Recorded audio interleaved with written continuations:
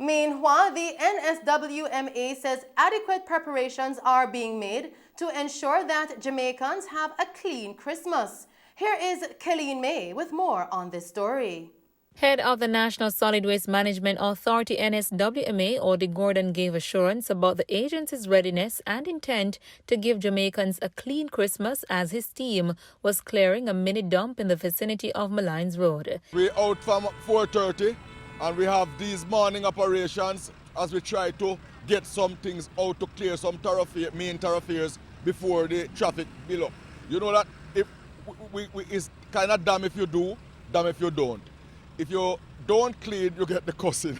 And if you come out and block the traffic, you get the cussing also. So we try to use late nights to offset the major thoroughfares that we know carry heavy traffic. What we have here is really a national disgrace. All over Jamaica, our public thoroughfares are being converted by unscrupulous people who use the excuse of no truck no come to dump anywhere they want to dump. Once they see an area that's convenient to them, they just toss things at will. It's not acceptable. And that's not who we are as a people. Shame on the people who do things like this. And as we go into the Christmas season, we are now being forced to use millions of dollars of taxpayers' money to clean up bad behavior, to clean up indiscipline, to clean up people who are hell-bent on dirtying up the country that we should be spending time cleaning up. So this morning we are out here, we are out from early. We are not daunted by the task. It's a little frustrating, I must say, but we are not daunted. We know that it has to be done, and we are prepared at the NSWMA to do whatever it takes with the limited resources that we have to ensure that Jamaica have a clean Christmas. So yes, this is all part and parcel of our endeavor to give Jamaica a clean Christmas. He says the authority is aware of the problem areas during the Christmas season and will be deploying the necessary teams to ensure vending and commercial centres are kept garbage-free. For the Christmas season, we'll be out all through the night. We'll be somewhere, we'll be downtown, we'll be all over Jamaica, we'll be in Montego Bay, we'll be in Sav, we'll be all over as we try to help our crew in the local spaces to give Jamaica the clean Christmas they deserve. We are prepared to do that, and we are going to go non-stop until we reach Christmas Day when we take a little break for our families too. We are very optimistic that we'll get the trucks in 22-23 budget cycle. The Minister of Finance has assured us, the team at the Finance Ministry have asked for all the numbers. We have updated the numbers, we have given it to them, and they are working to ensure that we get the trucks. They know the need. The Minister of Finance, and the Minister of Local Government, the Prime Minister, everybody who we have spoken to in this regard is very seized as to the need for these trucks. Recall, that the trucks were approved in the 2019 budget speech by the Minister of Finance. Then 2020, we had the first case of COVID in March, and everything got shelved because we had to focus as a country on the pandemic. I'm not saying we are out of the pandemic, but I think we are seeing a little better days now, and the thing is back on the agenda, and the Minister in his last communication with us has assured us that we will get the truck, and we believe him, and we are just hoping and praying that nothing worse happens in terms of the pandemic to force the government in other directions. Mr. Gordon also appealed to householders to play their part by properly securing their garbage for collection and holding their neighbours accountable in properly disposing of their garbage. No, I love the argument about enforcement, and I love to hear about why aren't we prosecuting. I love that argument. But I start the answer to that question with this. We shouldn't beat people to bathe, We shouldn't beat people to tidy up the yard. It is a shame on us that we have to carry a stick. We have to carry a baton. We have to have men in blue suits to get us to clean up our public space, to get us to clean up our yard front. What about our own civic pride? So yes, we have fallen down. And I must make the argument for personal responsibility. We must take responsibility for the solid waste that we generate.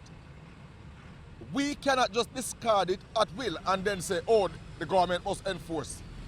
However, enforcement is a natural part of the conversation, and we are enforcing. We are writing close to 400 tickets per month for littering issues.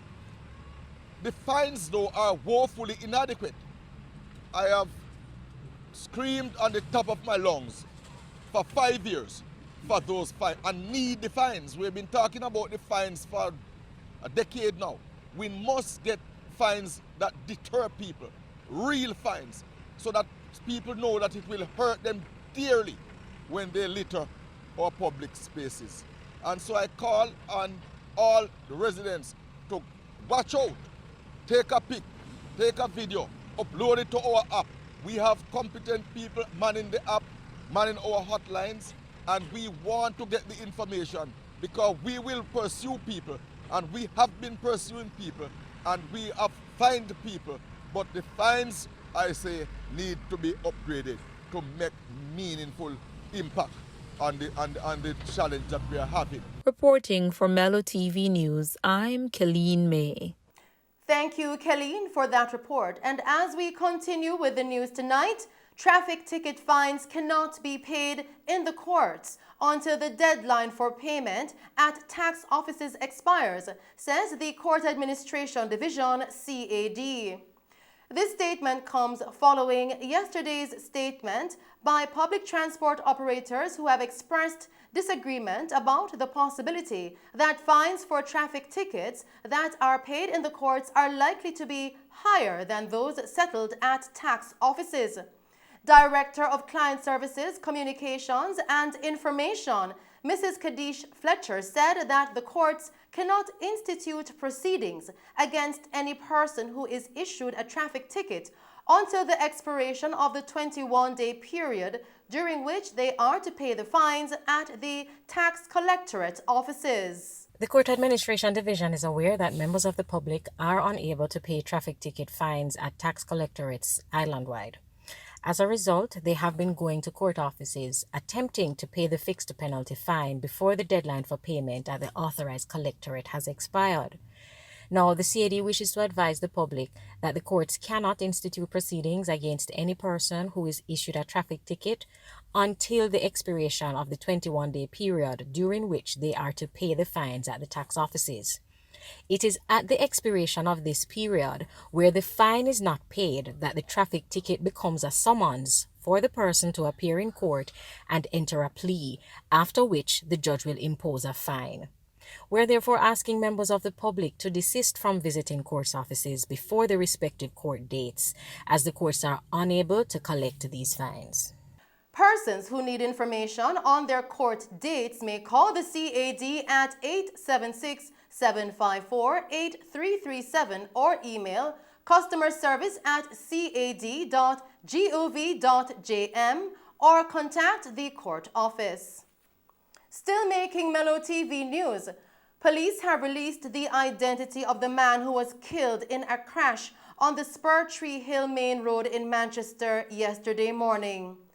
The deceased has been identified as 20-year-old Pajana Mir of Burnt Savannah District in St. Elizabeth, but his friends and school yearbook name him as Tajani Mir. Reports coming into our news center are that at about 11 a.m., he lost control of a Toyota Axiomotor car while traveling downhill and collided with a tractor-trailer that was heading in the opposite direction.